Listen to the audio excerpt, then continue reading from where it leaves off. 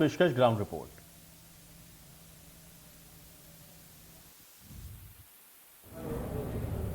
हम आज reality check करने पहुंचे हैं उज्जैन के शासकीय जिला चिकित्सालय में।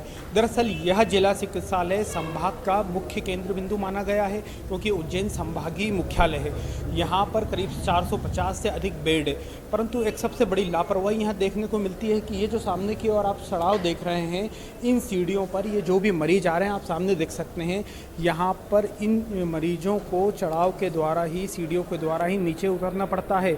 चिंता की बात यह है कि यहाँ पर जो लिफ्ट लगी हुई है वह पिछले 2 वर्षों से बंद पड़ी हुई है। यहाँ पर बोर्ड भी लगा हुआ है कि लिफ्ट ख़राब है। यह आप देख सकते हैं कि यह वही लिफ्ट है जो लंबे अरसे से ख़राब है।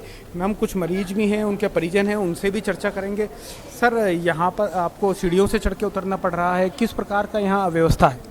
यहाँ जिला चिकित्सालय में व्यवस्था बड़ी ख़राब है और यहाँ पे 2 सालों से लिफ्ट बंद पड़ी है और मरीजों को स्ट्रेचर पे ले जाया जाता है, ऊपर से ले जाया जाता है क्योंकि ऊपर ही ऑपरेशन थिएटर है, हड्डी वार्ड नीचे है, तो मरीजों को काफ़ी परेशानी होती है इसमें।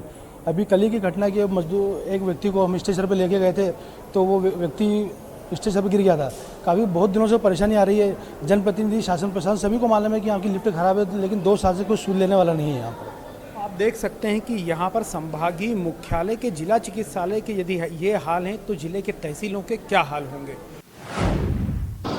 पेट्रोल और डीजल की कीमतों में बीते एक पखवाड़े से लगातार बढ़ोतरी हो रही है। अगर हम खंडवा की बात करें तो यहाँ पेट्रोल के दाम 119 रुपये 60 पैसे प्रति लीटर हो गए हैं, तो वहीं डीजल के दाम भी 102 रुपये से अधिक हो गए हैं। ऐसे में लोगों पर क्या असर पड़ रहा है, उन्हीं से जानेंगे। सर, आपका नाम बताइए। भरतलाल चंद्र। सर, लगातार दाम बढ़े हैं पेट्रोल डीजल के, क्या कहेंगे?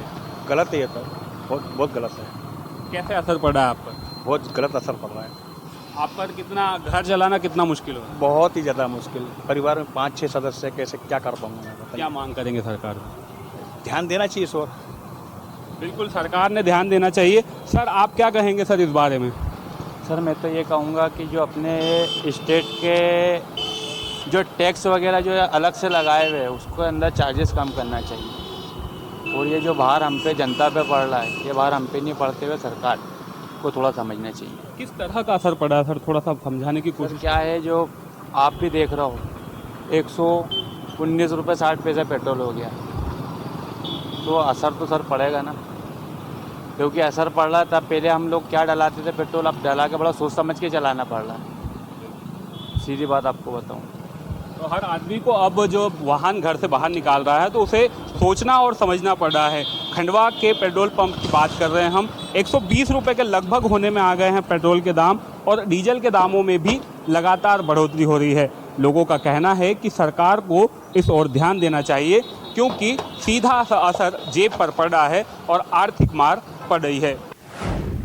पेट्रोल डीजल के दामों में लगातार वृद्धि जारी है और 16 दिन में 14वीं बार जो है वो पेट्रोल के दाम बढ़े हैं। अगर आपको बता दें कि 10 रुपये से ज़्यादा की वृद्धि पेट्रोल के दामों में हो चुकी है। अगर बात की जाए, 22 मार्च को सबसे पहली बार 135 दिनों बाद पेट्रोल के दाम बढ़े थे और तब से लेकर अब तक जो है वो कहीं ना कहीं पेट्रोल के दाम लगातार बढ़ते चले आ रहा है। 80 से 85 पैसे प्रतिदिन बढ़ते हैं। 118 रुपये 16 पैसे पेट्रोल के दाम अभी तक हो चुके हैं। वहीं अगर डीजल की बात की जाए तो डीजल भी अपना शतक लगा चुका है। 101 रुपये 20 पैसे जो है वो पेट्रोल के दाम हो चुके हैं। तो लगातार कहीं ना कहीं आम आदमी परेशान है और लगातार कहीं ना कहीं मांग है कि इन दामों को कहीं ना कहीं कंट्रोल किया जाए। हमारे साथ कुछ लोग मौजूद हैं, उपभोक्ता मौजूद हैं, उनसे जान लेते हैं। सर, लगातार पेट्रोल डीजल के दाम बढ़ रहे हैं, लगातार बढ़ तो रहे हैं, कभी कभी थोड़ा थोड़ा बढ़ना एक समझ में आता है, लेकिन पिछले 31 दिनों के अंदर में 107 से बढ़कर 118 रुपये कुछ पैसे अभी हो चुके हैं। सीधा ये मतलब है कम से कम 11-12 रुपये की बढ़ोतरी हो चुकी है।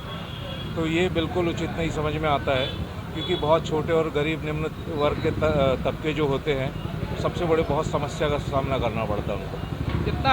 कितना असर आपके बजट में डाल रहा है ये? बजट तो सब, हर किसी के परिवार में कम से कम 2-2, 3-3 गाड़ियाँ होती हैं, सबको जाना पड़ता है, तो असर तो बिल्कुल पड़ता है।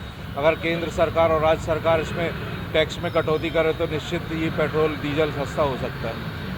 बिल्कुल, कहीं ना कहीं केंद्र सरकार और राज्य सरकार से मांग है कि जो टैक्स है उसमें कहीं ना कहीं कटौती की जाए। ये आम लोगों की मांग है कि जो राहत है वो कहीं ना कहीं मिल पाए। अगर बात की जाए तो पिछले 16 दिन में ही 111 रुपये से ज़्यादा पेट्रोल के दाम बढ़ चुके हैं और 10 रुपये से ज़्यादा की डीजल में वृद्धि हो चुकी है और अब इसका सीधा सा असर बाज़ारों में नज़र आ रहा है, जहाँ हर चीज़ के दाम जो है वो कहीं ना कहीं बढ़ रहे हैं।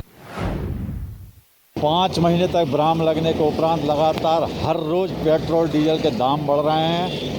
लगातार दाम बढ़ने के कारण निश्चित तौर पर उपभोक्ताओं की जेब ढीली हो रही है, परेशानी हो रही है। खासतौर से 100 का आंकड़ा डीजल पार कर चुका है, 101 रुपये तक पहुंच गए। क्या पेट्रोल डलवाने आए थे? पेट्रोल डलवाने आए थे। लगातार बढ़ रहे हैं दाम, बहुत डेली बढ़ रहा है वो तो। कल भी, हाँ 2-3 दिन पहले भी बढ़े थे। जेब ढीली हो रही है। हाँ, क्या 20-30 रुपए का डीजल पेट्रोल डलवा रहा था। क्या कहेंगे सरकार से? कुछ नहीं, यही कहेंगे कि थोड़े रेट कम कर दें। जी और क्या पेट्रोल डलवाने आए? जी सर। रोज बढ़ रहे हैं दाम जी। और इस विषय में क्या कहना चाहेंगे आप? क्या कहने, कम हुए और क्या।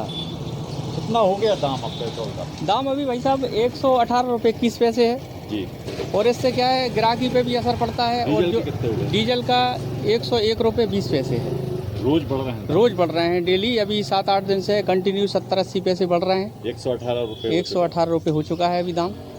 जो अभी दीपावली से पहले रेट था वही रेट पे आ चुका है दोबारा से कम किए थे फिर हाँ, फिर उसी पे धीरे धीरे करके पहुंच चुका है। जो पहले जो दरें थी उसी पे पुनः दरें आ गई। लगातार पर डे दाम बढ़ रहे हैं। निश्चित तौर पर उपभोक्ता को नुकसान हो रहा है, परेशानी हो रही है, जेब ढीली हो रही है, बजट गड़बड़ा रहा है। क्या कहेंगे सर सरकार से?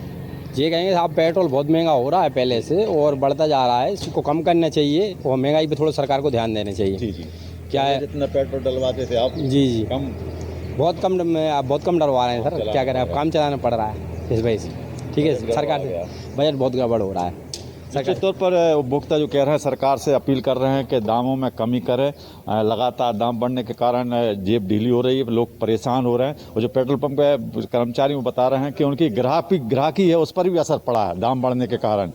लगातार दाम बढ़ने के कारण उसकी ग्राहकी प्रभावित हुई है, लेकिन लोग खासी तौर पर परेशान हो रहे हैं और सरकार से अपील कर रहे हैं कि पेट्रोल डीजल के दामों में कमी करके उन्हें राहत दें।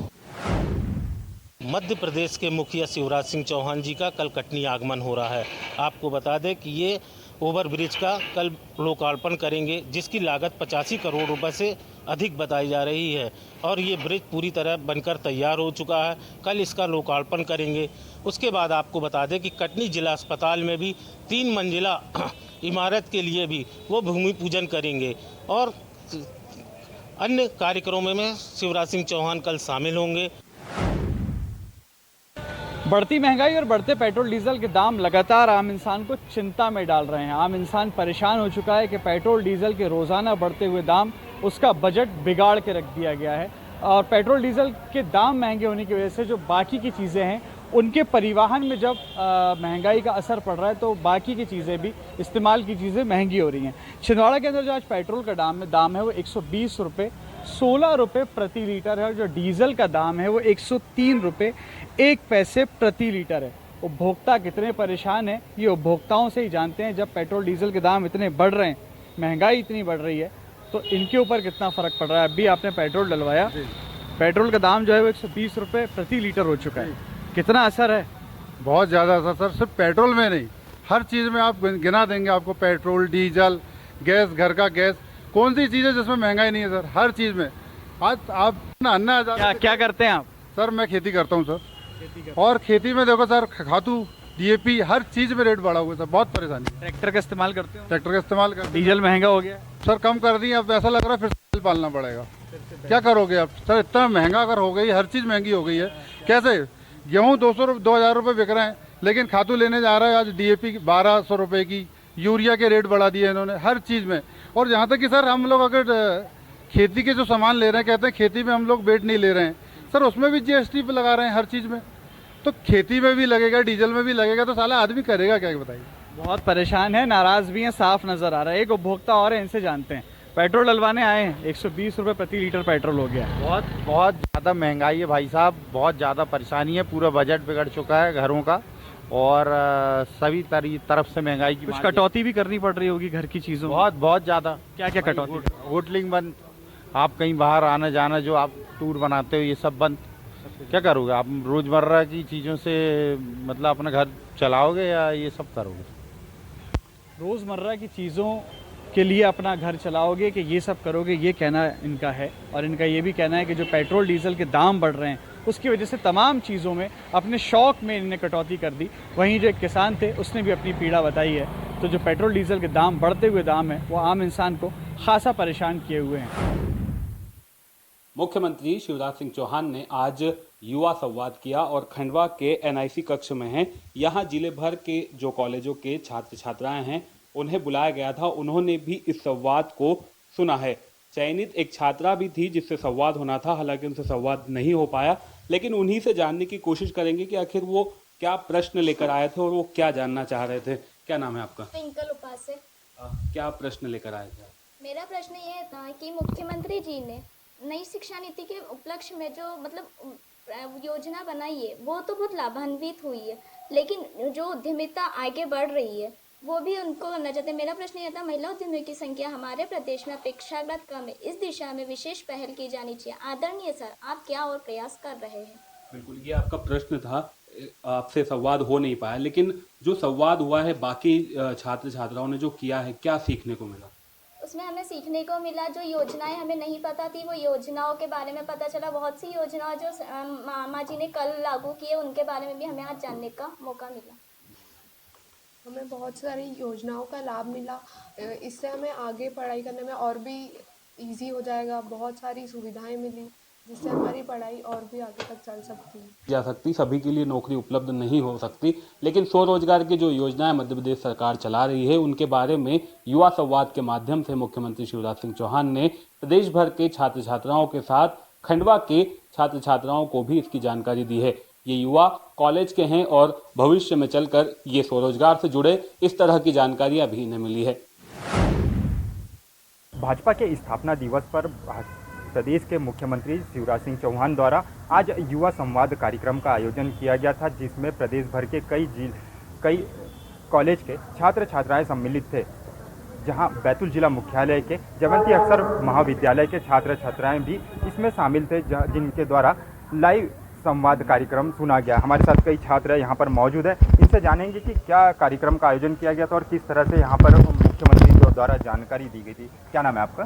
मेरा नाम प्राची जैन है और मैं जेएच कॉलेज की छात्रा हूँ। मैं ये बताना चाहती हूँ, माननीय मुख्यमंत्री द्वारा युवा संवाद में ये बताया गया कि कैसे शिक्षा की नीति अभी बरकतुल्ला यूनिवर्सिटी छिंदवाड़ा यूनिवर्सिटी से बरकतुल्ला यूनिवर्सिटी चेंज हुई है और लड़कियों को लाडली लक्ष्मी योजना का कैसे लाभ मिले और अपना कोई छोटा स्टार्टअप है तो उसे हम कैसे आगे बढ़ाएं। जैसे कुछ अपन बच्चे लोग सोचते हैं और उसके प्रति अपन नहीं कर पाते कुछ काम, उसके लिए सरकार लोन देगी और अपन अपने लक्ष्य को निर्धारित करने के लिए आगे बढ़ सकते हैं। कैसे अपन अपना लक्ष्य निर्धारित करें, कैसे कितनी खुशी हो रही है जो मुख्यमंत्री जी ने बात की आप लोगों से? हाँ, बहुत खुशी हुई है और अच्छी बातें। एक जो यूनिवर्सिटी चेंज हुई है उसको लेकर क्या कहना है, कितनी खुशी आप लोग? सर की वजह से, जब सर ने ऐसा बोला हम लोगों को तो उनकी वजह से उनका डिसीजन सही लगा कि उनने जो भी सोचा होगा अच्छा किया होगा और सही सोच। कितनी दिक्कतें होती थी दूसरे जिले में जाने में, यूनिवर्सिटी दूर होने से आउट एरिया में थी? तो प्रॉब्लम बहुत जाती थी क्योंकि यहाँ से दूर जाने में, फिर वहाँ से आना जाना करने में प्रॉब्लम जाती है। फिर फैमिली में भी बोलते हैं कि लड़कियाँ नहीं जाने देती। समाज कार्यक्रम आज किया है छात्रों के हित में कई योजनाओं के बारे में। लाडली लक्ष्मी योजना का लाभ हमें इस तरीके से मिल रहा है जिसमें हमारी बच्ची जब 6वीं में आएगी तो उसे 2000 रुपये की राशि दी जाएगी जो उसकी छात्रवृत्ति मिलेगी, जो उसकी पढ़ाई के बहुत काम आएगी। 8वीं में उसको 2000 की राशि, 11वीं और 12वीं में 4-4 हज़ार की राशि मिलेगी, जिससे उसे क्या कहते हैं छात्रवृत्ति मिलेगी। उसकी पढ़ाई के लिए 18,000 का पैसा नहीं, हमें बच्ची बोझ नहीं लगती क्योंकि सरकार ने हमें इतनी योजनाएं दे रखी हैं और साथ साथ आंगनबाड़ी पे भी हमारी बच्ची पढ़ रही है। एक लड़की है, हमें अच्छी मतलब सारी सुविधाएं मिल रही हैं यहाँ पर, एक बार में कहने में सारे काम हो रहे हैं हमारे। और लाडली लक्ष्मी योजना का मुझे कार्ड भी मिल चुका है। यहाँ से आंगनबाड़ी से मैडम के द्वारा जो फॉर्म भरवाया था उस लाडली में, तो उसे जो सेवाएं दी जा रही हैं 2000 रुपये मतलब बता रही थी कि बच्ची के पढ़ाई के लिए मिलेंगे 6वीं क्लास में, और 8वीं क्लास में भी इतने मिलेंगे, और फिर मतलब 10वीं में और 12वीं में ऐसे करके वो किस्त में मिलेंगे 4-4 हज़ार फिर बाद में मिलेंगे। और यहाँ पे थैली वगैरह देती हैं। लाडली लक्ष्मी योजना के तहत हमारे यहाँ पिछले वित्तीय वर्ष में 927 व्यक्तियों को लाभान्वित किया जा चुका है।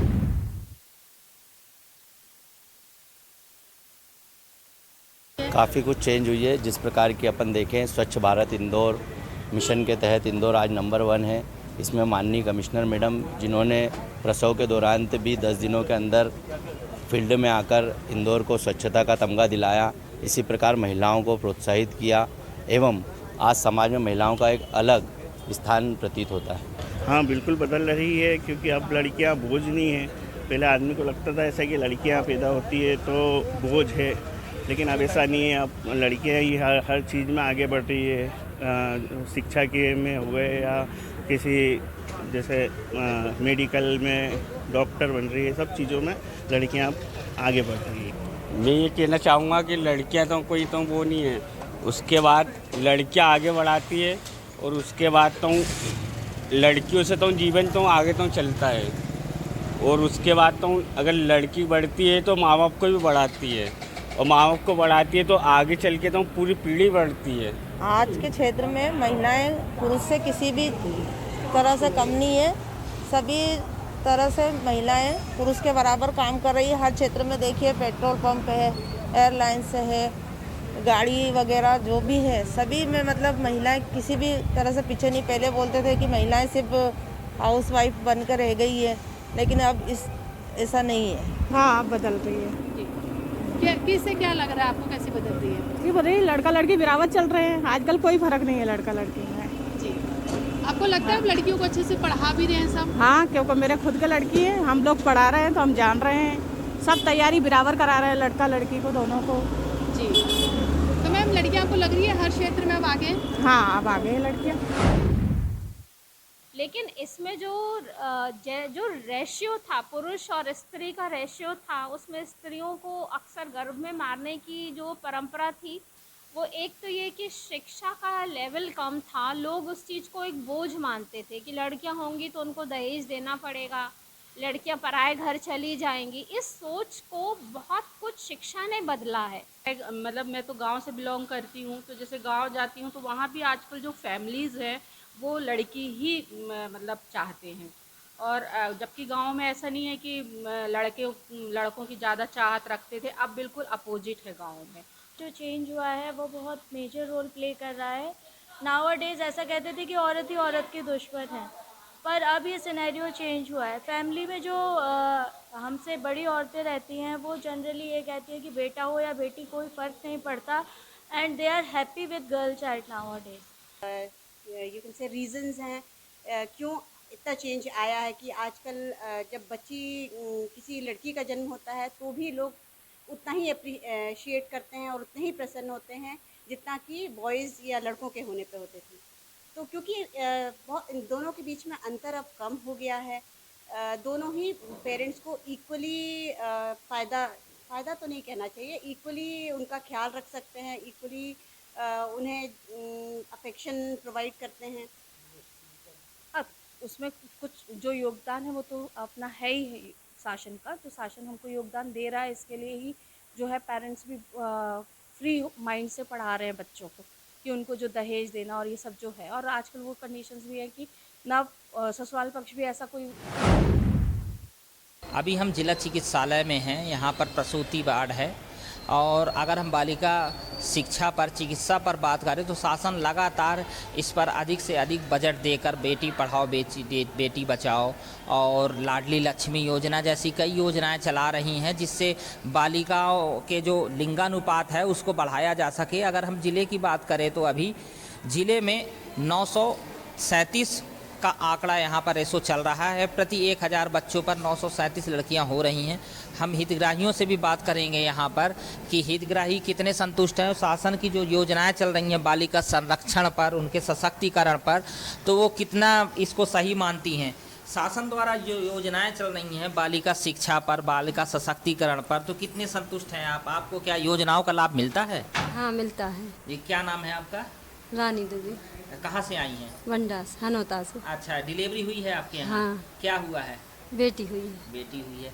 तो शासन से जब गर्भस्थ शिशु से ही उसको लाभान्वित किया जाता है शासन द्वारा, तो आपको योजनाओं का लाभ मिलता है? हाँ मिलता है। किन किन योजनाओं से मतलब हितग्राही लाभान्वित? खाने पीने का पोषण भी मिलता है, लाड़ी लक्ष्मी योजना बनते हैं उसके भी पैसे मिलते हैं, और भी जो डिलीवरी होती तो पैसे मिलते हैं। जी, और भी हितग्राही हमारे साथ हैं, हम उनसे भी बात करेंगे। जी, क्या नाम है आपका? गुना। कहाँ से आई हैं? गुंजौरा। क्या हुआ है आपके यहाँ? लड़का हुआ है। तो शासन की जो योजनाएं चलती हैं शिशु स्वास्थ्य पर और महिला स्वास्थ्य पर, कितना संतुष्ट हैं उससे आप? बहुत संतुष्ट हैं। किस किस तरह की योजनाओं का लाभ अभी तक लाभ मिला है आपको? हर कुछ मिला था, आंगनबाड़ी से भी मिलता है और यहाँ अस्पताल से भी मिलता है। जी जी, हर कुछ भी मिलता है, हम कोई इससे परेशानी नहीं है। जी, तो ये सुन रहे थे आप, अभी हितग्राहियों से हम बात कर रहे थे। यहाँ पर स्वास्थ्य जो ज़मीनी स्तर पर काम करती हैं आशा कार्यकर्ताएं, हम उनसे भी बात करेंगे। जी, क्या नाम है आपका? मेरा नाम सादा अहरबार है। शासन द्वारा किस तरह से बालिका चिकित्सा और शिक्षा पर काम किया जा रहा है, सशक्तिकरण पर? बहुत अच्छा काम किया जा रहा है। मतलब जो महिलाएं आती हैं यहाँ पे, उनकी डिलीवरी बहुत अच्छे से होती है। फिर उनको यहाँ पे बताया भी जाता है कि मतलब किस तरह से बच्चों को दूध पिलाना है, किस तरह से स्वस्थ रखना है, और उनको पढ़ाई लिखाई के बारे में भी बताते हैं। सब प्रकार की जानकारी यहाँ के लिए अस्पताल में दी जाती है। तो अभी आप देख रहे थे ज़मीनी स्तर पर स्वास्थ्य अमला है, हम उनसे बात कर रहे थे, हितग्राहियों से भी हमने बात की, और ओवरऑल ये निष्कर्ष निकल के आया कि जो पिछले दशकों से लिंगानुपात है वो काफ़ी बढ़ा है और शासन बालिका शिक्षा पर, सशक्तिकरण पर काफ़ी काम कर रही है। इंडिया न्यूज़ के लिए सागर से विष्णु सोनी की रिपोर्ट।